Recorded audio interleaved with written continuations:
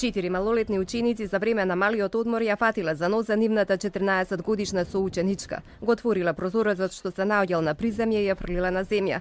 Девојчето се здобило со телесни повреди, а настанот кој се случил во основното училиште во населбата Аеродром во полициска станица го пријавил нејзиниот родител. За жал, ова е само едно од низата насилни сценарија во основните и средни училишта, кои покажуваат дека се алармантни податоците за насилство меѓу врсниците.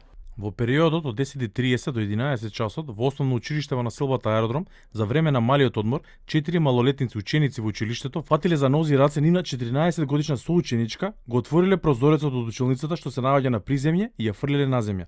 Девојчето се здобило со телесни повреди, се преземаат мерки за целосно расчистување на случајот. Настанот се случил на 28 септември. Директорот на училиштето за телевизија 24 изјави дека една детска игра се претворила во немил настан и дека станува збор за примерни ученици. 4 деца добила казнена педагошка мерка намалено поведение, а целиот клас добил усна опомена. Инаку за телевизија 24 една мајка детално го пиша целиот настан. Неколку дена поред ја игра оваа игра. 4 момчиња ги фаќале девојчињата за раце и нозе и ги фрлале низ прозор. Другите девојчиња некако успеале да се дочекаат на нозе, но најмалово паднало некако на грб. На девојчето му е повреден грбот. Имало и девојче што помагало во фрлањето, а едно снимало со мобилен. Едно дете од класот ја пријавило играта кај наставниците, па така се спасиле другите деца.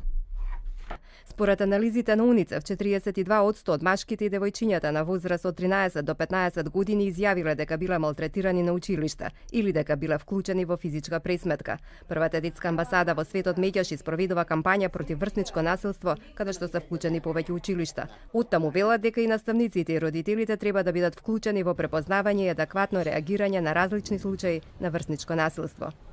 Насилството меѓу врсниците се случува секојдневно. Дури 42% од машките и девојчињата на возраст од 13 до 15 години изјавиле дека биле малтретирани на училиште или дека биле вклучени во физичка пресметка.